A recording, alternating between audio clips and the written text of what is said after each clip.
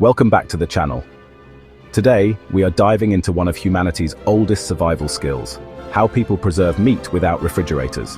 Long before electricity, before freezers and modern preservation technology, communities around the world developed clever and effective methods to keep meat edible for weeks, months, and sometimes even years. These traditional methods are not just relics of the past.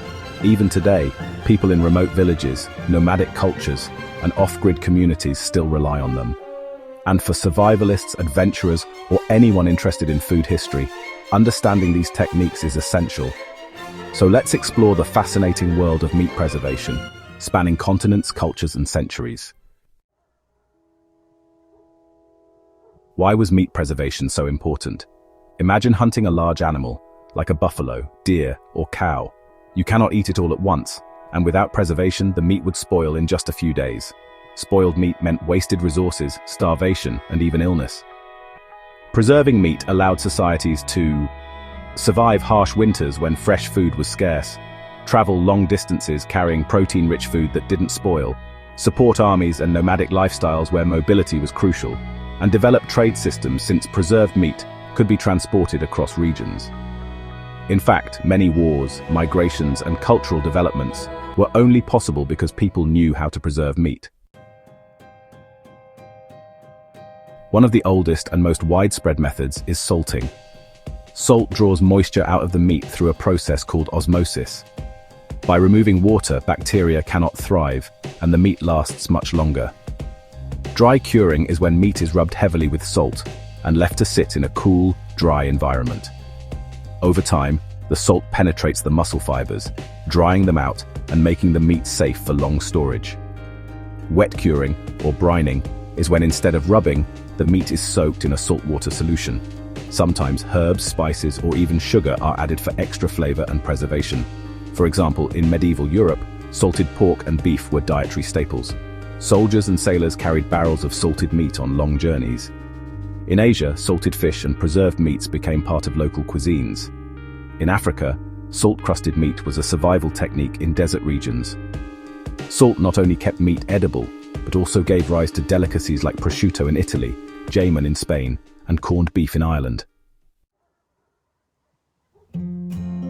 Smoking is another ancient method that adds both preservation and flavor. Meat is hung over a low, smoky fire. The smoke contains chemicals that prevent bacterial growth, while the heat slowly dries the meat. There are two main types of smoking: hot smoking, which cooks the meat while preserving it and gives it a smoky flavor, and cold smoking, which uses lower temperatures mainly for drying and preserving without fully cooking the meat. Cultures worldwide use smoking. Native Americans smoked strips of bison into what we now call jerky. In Scandinavia, fish and reindeer were smoked to survive cold winters. In the southern United States, smoking became a cornerstone of barbecue culture. Even today, smoked meats are not just preserved but celebrated as gourmet food. Drying is honestly one of the simplest and most effective preservation techniques out there. The principle is simple. You remove as much moisture as possible, leaving bacteria with, well, nothing to thrive on. For sun drying, meat is sliced thin, seasoned with salt or spices, and left out in the sun to dry. In colder or windier climates, air drying is the go-to. Meat is hung in well-ventilated places until it becomes dry and hard. There are some cool examples too. South American cultures created charqui, which is actually the ancestor of the word jerky. In Africa, biltong, spiced, dried meat, remains a popular snack even today. And in Mongolia and Central Asia, nomads dried meat to carry with them on long horse journeys. Drying transformed fresh meat into lightweight, portable, and long-lasting food. Fermentation might sound a bit unusual for meat, but it's actually been practiced for centuries. The idea is to let beneficial bacteria partially break down the meat, creating acids that prevent harmful bacteria from growing. This process often brings together salt, spices, and controlled environments. The result? Unique textures and flavors honestly unlike anything else. Some examples include salami in Italy, cured fermented sausages that can last for months. There's also succotti in Nepal, dried fermented strips of buffalo meat, and nduja in Calabria, Italy, a spicy, spreadable fermented sausage. Fermentation transformed meat into not just preserved food, but also culturally iconic dishes.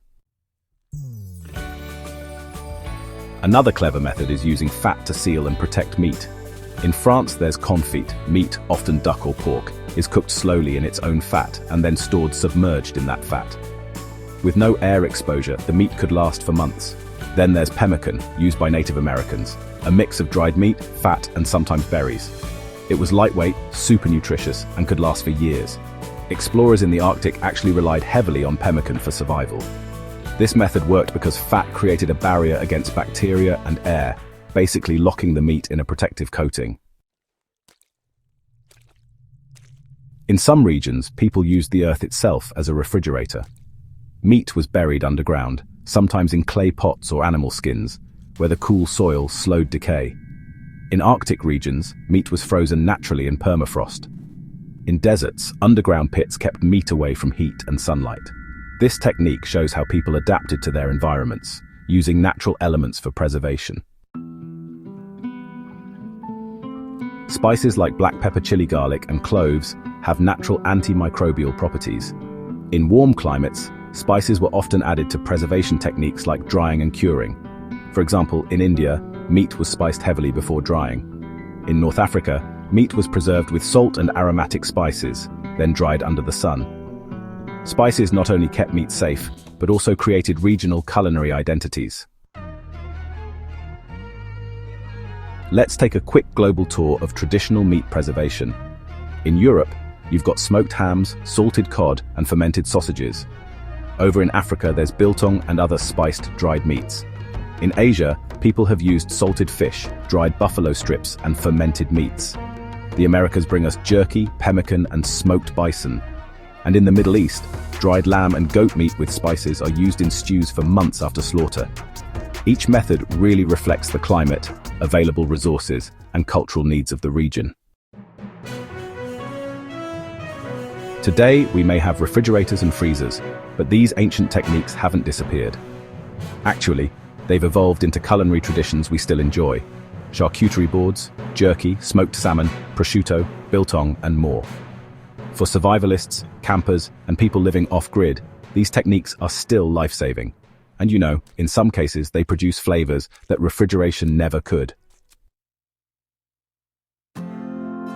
So, how do people preserve meat without refrigerators? By salting, smoking, drying, fermenting, storing in fat, burying underground, and spicing. These methods are as old as civilization itself, proving that human creativity and necessity go hand in hand. Next time you enjoy a slice of jerky or a piece of smoked ham, remember, it's not just a snack. It's a taste of history, culture, and survival. Thank you for watching.